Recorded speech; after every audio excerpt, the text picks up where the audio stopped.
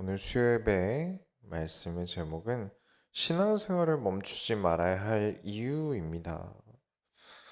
구원받으면 다 끝나는 줄 아는 분들도 세상에 참 많으세요. 다 끝나는 건 맞습니다. 그렇죠. 그런데 자동차가 있는데 안 타면 무슨 소용입니까? 그렇죠. 하지만 뭐 자동차가 필요할 때는 그러니까 있다라는 입증을 할 때는 필요하겠지만 탈 줄도 모르면 글쎄요. 모든 의미를, 모든 가치를 다 쓰고 있는 건 아닐 겁니다. 그래서 오늘 우리가 구원을 받고 구원받은 것으로 끝나지 않고 이 구원을 누리는 신앙생활을 왜 해야 되는지를 오늘 말씀을 통해 같이 나누길 바랍니다. 첫 번째로 여호와의 날이라고 되어 있어요. 오늘 스가랴서의 마지막인데 이제 말라기까지 하고 나면 우리 소원교회가 소선지서를 한 장 한 장 해오면서 이제 전부 다 떼게 됩니다. 말라기도 짧아요. 이제 총 4장밖에 되지 않으니까 11월 마지막 주 수요일이면 소선지서가 다 끝나게 되겠죠. 이 믿음으로 달려온 한 장 한 장이 너무 귀하고 이 교회가 시작한 지 이제 2년 차가 돼갑니다. 시간 너무 빨라요. 이제 곧 있으면 우리 교회가 시작한 지 2년째예요. 소선지서를 처음 시작할 때 우리에게 어떤 일이 일어날지 아무도 몰랐어요. 시작할 때 분위기도 너무 좋았고요. 정말 작년 한 해 큰 응답을 받았습니다. 그때 하나님이 어떤 말씀을 우리에게 흘려주셨는지를 또 생각해 보면 14장 1절에 여호와의 날이 이르리라 그날에 내 재물이 약탈되어 내 가운데에서 나누이리라. 소선지서는요, 항상 내용이 잔칫집에 오물 뿌리는 듯한 느낌을 주는 구절들이 많아요. 지금 스가랴서도 성전을 건축해야 하는 상황이기 때문에 서로 힘내자, 할 수 있다, 이래야 되는 시기인데 우리가 보면 여호와의 날 이러면 뭔가 기쁜 날로 우리가 받아들여야 되지 않겠습니까? 여호와의 날 그럼 너무 신나는 기쁜 날처럼 여겨져야 되는데 그렇죠. 우리가 얼마나 하나님을 사랑합니까? 여호와의 날 그러면 기쁜 날이어야죠. 근데 그런 우리에게 갑자기 뜬금없이 하나님께서 내 재물이 약탈되어 내 가운데서 나누이리라. 물론 대부분 이와 비슷한 소선지서의 구절들은 악한 자들에게 하는 경고들이었어요. 그런데 지금 상황은 악한 자들에게 경고를 하실 상황이 아니에요. 2절에 보면 내가 이방 나라들을 모아 예루살렘과 싸우게 하리니 성읍이 함락되며 가옥이 약탈되며 부녀가 욕을 당하며 성읍 백성이 절반이나 사로잡혀 가려니와 남은 백성은 성읍에서 끊어지지 아니하리라. 성전을 지으면 지켜주시겠다고 하셔도 모자랄 판에 하나님 어떻게 이런 말씀을 하십니까? 교회를 시작하면 하나님이 막 지켜주셔야 되는데 왜 이런 말씀을 하시죠? 갑자기 14장 3절에 그때 여호와께서 나가사 그 이방 나라들을 치시되 이왕의 전쟁 날에 싸운 것 같이 하시리라. 그렇습니다. 하나님은 언제나 큰 일을 벌리세요. 우리는 그럴 깜냥이 안 된다는 걸 아시거든요. 하나님을 나타내는 큰 일을 우리가 할 힘이 없어요. 하나님이 터뜨리시고 하나님이 싸우시고 이게 무슨 연극일까요? 무슨 의도일까요? 하나님이 이방 나라들을 모아서 전쟁을 하게 하시고 그런데 유다를 하나님이 지키시겠다고 하나님이 싸우시고 이게 무슨 상황이죠? 우리가 소선지서를 하면서 정말 많이 다뤘던 이야기를 여러분은 잊으셔서는 안 됩니다. 하나님은 자신의 백성이 깨닫고 돌아오길 바라시고요. 하나님은 우리의 믿음의 성장이 끊어지지 않길 원하세요. 정말 많이 하는 실수가 뭐냐면 구원은 일시적인 것입니까? 영원한 것입니까? 구원은 영원한 거예요. 구원이 영원하다는 것은 죽고 난 이후의 영원을 설명하는 겁니까? 아니면 구원받은 그때부터 영원한 것을 설명하고 있습니까? 구원받은 그때부터의 영원함을 설명하고 있어요. 구원은 영원한 것인데 사람들은 자꾸 마침표를 찍으려고 해요. 이제 시작인데 다 끝났다고 오버를 하거나 아니면 구원받았으니까 막 살겠다 그래요. 둘 다 아주 잘못 간 거죠. 막 오버를 해요. 구원받았다. 난 다 끝났다. 나는 깨달았다. 그 이후부터 뭐만 하려고 하면 예수가 그리스도면 됐지 뭘 더 하려고 하냐. 하나님이 다 아시는데 뭐하러 그런 걸 신경 쓰냐. 문제 있어도 덮어버리자. 엄청 자신이 뭔가 큰 걸 깨달은 것 같이 말해요. 이런 부류들이 점점 시간이 갈수록 내가 아주 우상화됩니다. 내 생각이 다 맞아요. 내 생각은 다 하나님이 깨닫게 하신 것으로 알아요. 왜냐? 이미 다 깨달았거든요. 자신이 너무 대단한 사람 같죠? 진짜 하루하루 말씀으로 살아가는 사람은요. 깨달으면 깨달을수록 하나님의 섭리는 너무 깊고 언제나 내 예상을 비껴나간다. 내가 이렇게 연약하고 낮은 존재구나. 라는 사실을 깨닫게 됩니다. 이게 오히려 정상이죠. 우리가 하나님의 생각을 어떻게 합니까? 이번 주 주일에도 말씀드렸죠. 내가 앞서서 내가 뭔가 깨달은 것처럼 점점 내가 앞서기 시작하면 하나님한테 못할 말도 해요. 막 나가요. 왜냐? 난 그래도 이미 깨달은 사람이거든요. 반면에 구원받았으니까 뭐 교회 어쩌다 한두 번 안 나간다고 뭐 구원이 바뀌는 것도 아니고 세상이 뒤집히는 것도 아니고 하나님이 바로 벌 주시는 걸 아니라는 걸 내가 너무 잘 알아요. 예배 드려보고 말씀 공부해보니까 그게 팩트긴 해요. 그러다 보니까 오늘따라 컨디션이 좋지 않으니까 집에서 온라인으로 예배 드리자. 또는 예배가 무엇입니까? 여러분 예배가 무엇이죠? 성삼위 하나님을 가장 직관적으로 뵙는 시간입니다. 그런 시간에 예배드리러 와서 핸드폰을 손에서 놓지를 못해요. 1대1로 사람이 보고 있고 이렇게 1대1로 만나서 얘기하고 있는데 막, 막 얘기하고 있는데 핸드폰 막 만지작거리면서 아래 쳐다보고 있을 수 있습니까? 신앙생활은 하나님과 나의 1대1이죠. 이 사실 잊으셔서는 안 됩니다. 그런데 예배 시간에 딴짓을 해요? 그래서 누군가가 핸드폰 좀 그만 보세요. 그렇게 말하면 수도 없이 합리화를 해냅니다. 다 듣고 있고 그거 잠깐 한다고 뭐 목사님이 예시를 들 때 그럴 때는 잠깐 딴짓했고 내가 하나님의 말씀 못 붙잡는 것도 아니고 은혜 못 받는 것도 아니라면서 화를 내기도 해요. 근데 사실 그 말이 맞지 않습니까? 잠깐 핸드폰 한다고 내가 은혜 못 받는 거 아니고요. 그렇죠?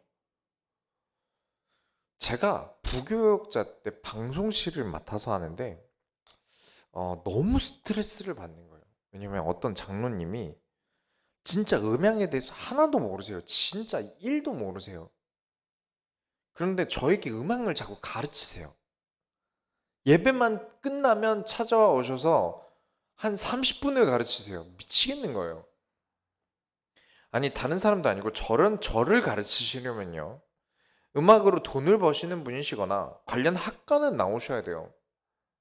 그런데 자꾸 하나도 모르는 분이 그래 차라리 맞는 말을 하면 듣겠어요. 근데 아예 몰라요. 그런 분이 오셔서 가르치니까 화가 나서 방송실을 다른 사람에게 맡겼습니다. 저 못하겠습니다 하고. 그런데 다른 사람이 하니까 음향사고가 또 계속 나요.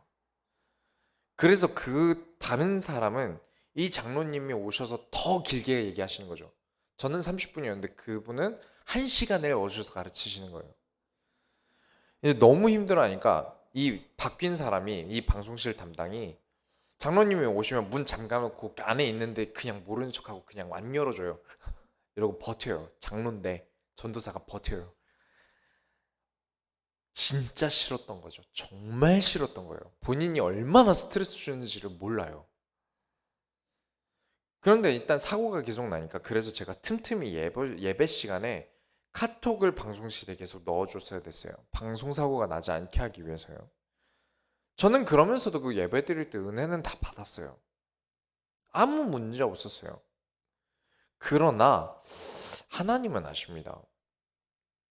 내가 그 예배 시간에 그 틈에 무슨 생각하고 있는지는 아시지 않습니까?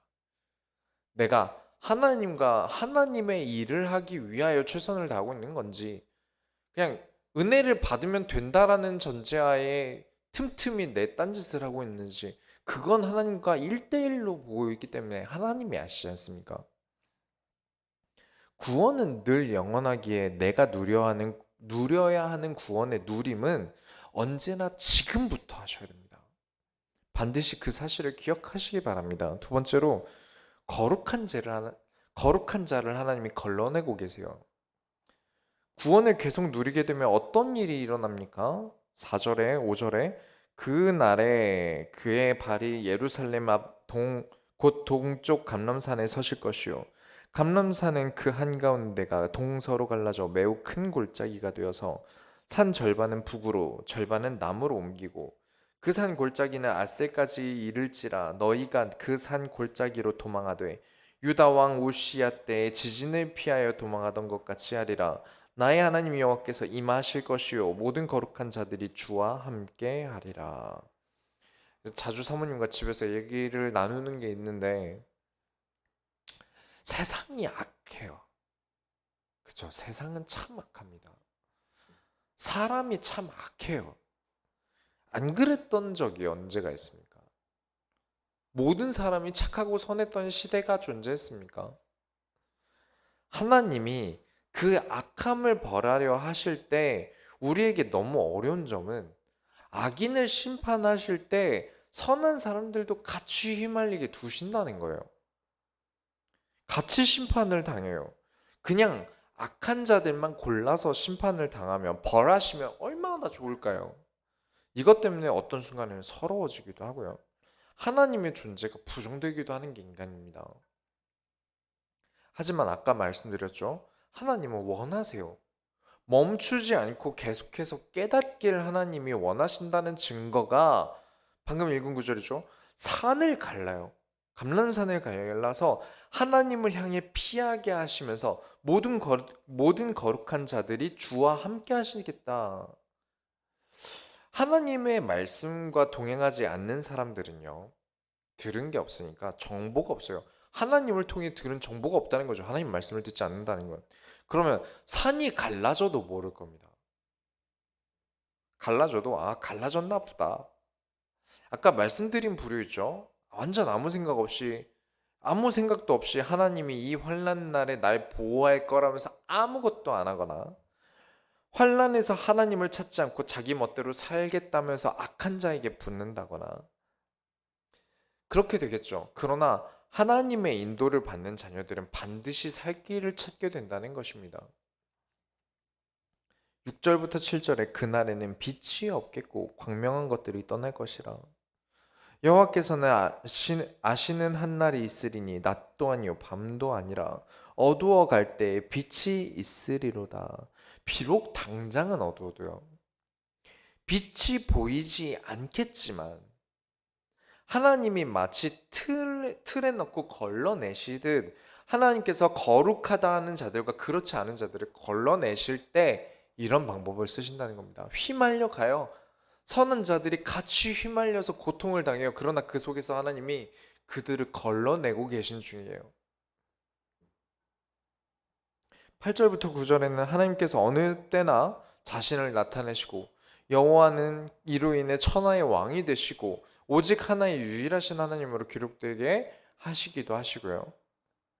11절에 사람이 그 가운데에 살며 다시는 저주가 있지 아니하리니 예루살렘이 평안히 서리로다. 꼭 기억하시기 바래요. 우리의 인생이 평안과 편안은 다릅니다. 돈이 있어야 편해요. 편안합니다. 집이 있어야 편안하겠죠. 안정된 생활은 우리를 편안하게 합니다.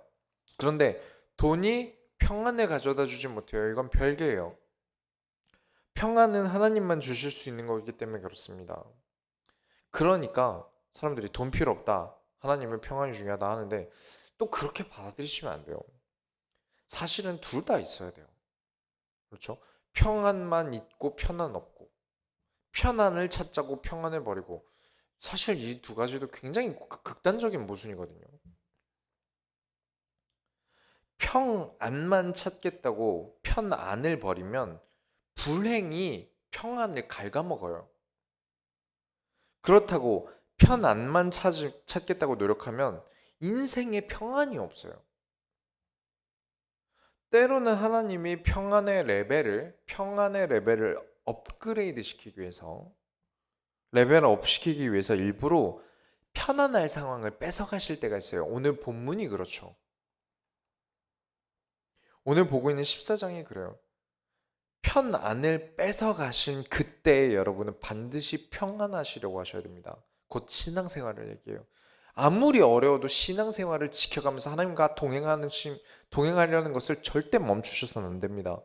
그렇게 되면 더 큰 편안이 우리에게 찾아오게 될 것입니다. 그 증거가 3절에 있어요.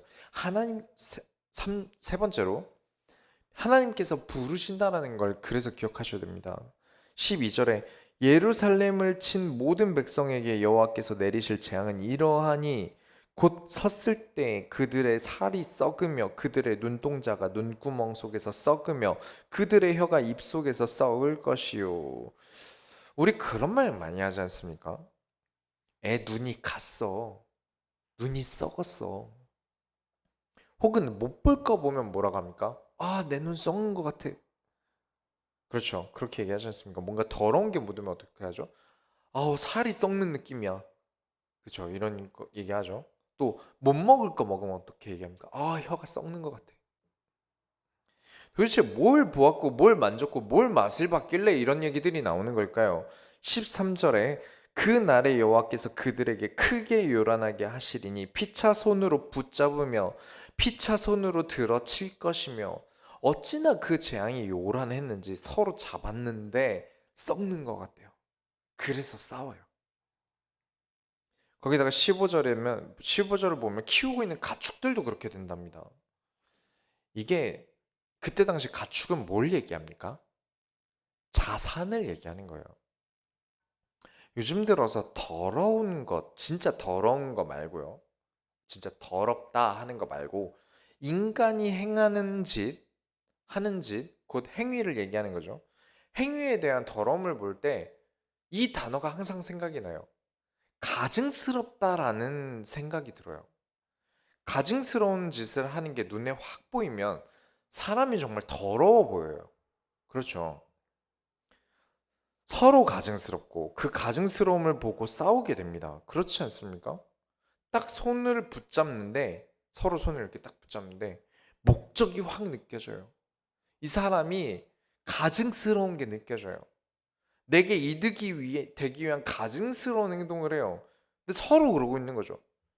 서로 가증스러우니까 결국엔 나중엔 둘이서 또 싸우게 돼요.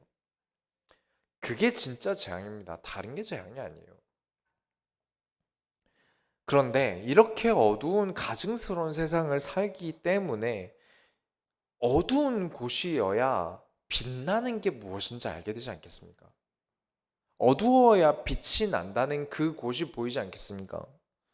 사람들의 가증스러움이 극에 달할 때 그걸 본 사람들은 어떻게 하죠? 빛을 찾고 싶어 합니다. 그때 우리 소원교회는 세상이 빛이 되어야 할 줄 믿습니다. 그렇게 된다면 14절에 유다도 예루살렘에서 싸우리니 이때 사방에 있는 이방 나라들의 보화 곧 금, 은과 의복이 심히 많이 모여질 것이요. 말씀드렸죠?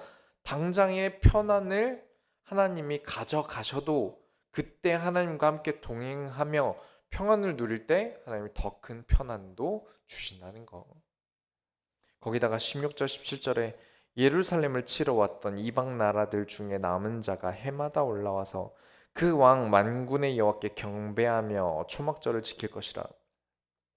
땅에 있는 족속들 중에 그 왕 만군의 여호와께 경배하러 예루살렘에 올라오지 아니하는 자들에게는 비를 내리지 아니하실 것인즉 만일 애굽 족속이 올라오지 아니할 때에는 비 내림이 있지 아니하리니 여호와께서 초막절을 지키러 올라오지 아니하는 이방 나라들의 사람을 치시는 재앙을 그에게 내리실 것이라. 하나님께서 자기 자녀로 부르시기 위해서 하나님은 어떻게든 부르세요. 진짜 많은 일들을 보고 겪으면서 느끼는 건데 정말 말 같지도 않은 이유로 부르실 때도 있고요. 뭐 다 말씀드릴 수는 없지만 하나님의 구원 사역은 정말 신기해요. 어떤 사람은 그냥 TV 보다가 아, 나 교회 나가볼까? 이래서 오시는 분들도 진짜 있고요. 아, 나 교회 가야 될 것 같아 하면서 그냥 갑자기 뭔가 무서운 생각이 든다면서 교회 가시는 분들도 있고요. 주변에 누가 사고를 당한 걸 보고 교회를 가야 되나? 하신 분들도 있고, 뭐 친구 따라 오는 사람도 있고, 뭐 삶이 어려워져서 교회라도 가볼까 하고 오시는 경우도 있고, 어떤 사람은 꿈을 꿨는데 교회를 가는 꿈을 꿨다고 오는 사람도 있고, 아, 뭐 이유가 각양각색이에요. 비가 오지 않아서 하나님을 찾으러 오는 게 하나님이 치사하게 구는 걸까요? 아니죠. 하나님이 비만 주실 리 없지 않습니까?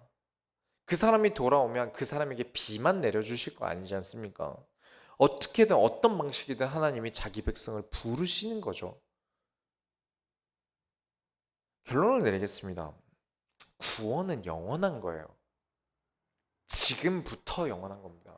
구원받은 그때부터, 아니, 인간이 지음받은 그때부터 영원한 거예요. 그렇죠. 영원하다고 해서 마치 멀리 있는 것처럼 생각하는데 전혀 그렇게 생각하시면 안 됩니다. 구원은 날마다 우리 가까이 있어요. 왜냐? 누가 구원자입니까? 뭐가 구원이죠? 그리스도 아닙니까? 그리스도가 구원이에요. 그리스도가 나와 멀면 되겠습니까? 내가 날마다 누려야 돼요. 뭐 신앙생활 해야 되는 이유가 뭐 사단에게 속지 않기 위해, 죄를 짓지 않기 위해, 하나님 말씀을 따라 살아가기 위해, 전도를 위해, 이유가 정말 많아요. 왜 그렇게 이유가 많을까요? 영원하다는 것을 기간으로만 생각하지 마세요. 죽어서 천국 가면 끝나는 것 정도로 생각하지 마세요. 영원하다는 것은 그 안에 내용까지도 무한하다는 거예요. 공간으로 생각해 보세요. 무한한 공간이라는 거예요. 시간은 공간입니다. 우리 성교회 성도들은 다 알고 계시죠? 시간은 공간이에요. 영원이라는 시간은 얼마나 큰 공간이겠습니까? 그 안에 내용이 어마어마할 거예요. 우리가 다 가려내도 다 정리해도 도저히 할 수 없을 정도일 거예요. 그런데 구원을 어떻게 받죠? 받는 방법이 너무 단순해요. 입구가 너무 쉬워요. 인간이 얼마나 무지한지 아시고 정말 쉽게 받을 수 있게 해두셨어요. 구원받음이 어렵다면 곤란한 게 한두 가지가 아닙니다. 그러나 구원을 누린다는 건 다른 의미예요. 구원을 누리는 거 어렵지 않습니다. 그런데 중요한 건 날마다 하셔야 돼요. 멈춤이 없어야 돼요. 구원을 마치 자격증 따듯이 어느 정도 해놓고 이젠 다른 거 해야지. 아니면 자격증이 있는 것처럼 내가 몇 년, 몇 월, 며칠에 구원받았다, 몇 시에 구원받았다 딱 있어야 된다? 그것도 정말 잘못된 거고요. 하나님 섬길 만큼 섬겼으니까 나도 쉬자? 하나님한테 내가 마일리지 많이 쌓아놨으니까 하나님 봐주시겠지? 하나님께 쌓아놨다? 거기서부터 이미 그 사람의 신앙생활 잘못된 겁니다. 왜죠? 언제부터 내 것이 있었습니까? 전부 하나님 겁니다. 내가 하나님 건데요. 하나님이 주신 것으로 지금까지 살아와 놓고 내가 한 것처럼 하나님께 생색을 냅니까? 바보짓이죠. 절대 하나님이 재앙 중에 피할 길을 주셔도 어디로 피해야 될지 모를 사람입니다. 내가 관심이 없는 걸 갑자기 듣는 것만큼 어려운 게 없어요. 특히 젊은 분들한테 정치가 그래요. 당 이름은 2년마다 바뀌고 엄청 자주 바뀌어요. 수시로 뭔 사건마다 바뀌고 당위원장도. 그래서 늘 확인하고 늘 보지 않으면 어려워요. 사회 이슈도 마찬가지고요. 스포츠도 마찬가지고요. 저, 저는 효도르가 아직도 최강인 줄 알았어요. 얼마 전까지. 근데 또 지금 시대가 많이 변해서 정말 강자들도 많이 나오더라고요. 어쨌든 모든 게 법률이 바뀌고 법칙이 바뀌고 문화가 바뀝니다. 그걸 다 받아들이고 살기가 쉽지 않아요. 하나님을 내내 버리고 내 마음대로 살다가 혹은 내 마음대로 믿고 살다가 환난 중에 하나님을 찾아서 피한다? 쉽지 않을 겁니다. 하나님의 흐름이 어디인지 모르니까요.